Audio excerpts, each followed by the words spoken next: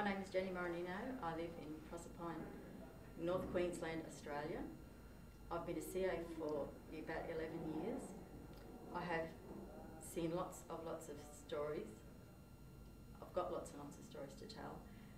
Probably the main one that comes to my mind, other than myself, is we had a farmer guy who was a pretty large sort of man.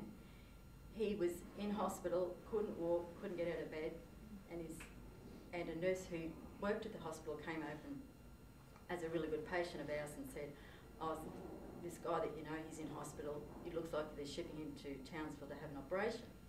And I said, "What's wrong with him?" And she said, "Oh, he's back." I said, "Why don't you get him to come over here?" And she said, "Oh, I don't think they'll let him up. The helicopter's coming in." And anyway, so she went back on his shift and she said, "You really should give it a try." And he said, "Well, I will," because he said, "I don't want to have an operation."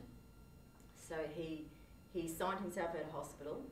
No one would help him. He had to get himself from the hospital to the clinic, and he staggered in through the door. He could hardly walk. And the doctor that was working there at the moment worked on him for probably all afternoon.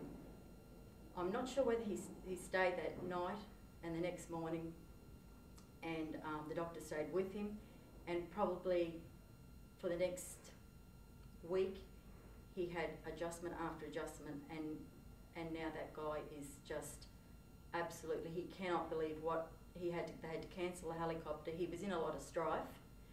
A few of the medical doctors rang our chiropractor and said, "What are you doing?" Because it's a small town, people just... So that's probably the story that comes to my mind most of all. Of lots of other stories about children, mothers, babies, that I just could keep going on for a long time, but that's probably it. What brought you to chiropractic? Myself, I had a really bad shoulder that I couldn't even clean a car, do anything. And I went to the chiropractor because it was my last resort, which I should have gone earlier because my mum and dad were both backyard chiropractic patients. So we went as children, like once in a blue moon, if it was that's how the chiropractors were back then. And I thought, I just have to do something about this, and maybe they'll give it a go. So I went as a patient, and the first chiropractor that I went to, she did me good, but then she left, and before she left, she said to me, "Would you like a job here?"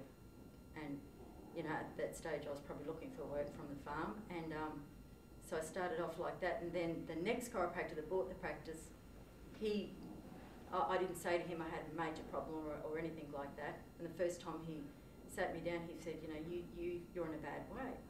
And I said, "Well, I can't clean a car, I can't do anything, but maybe I'm getting old and that's just how it is."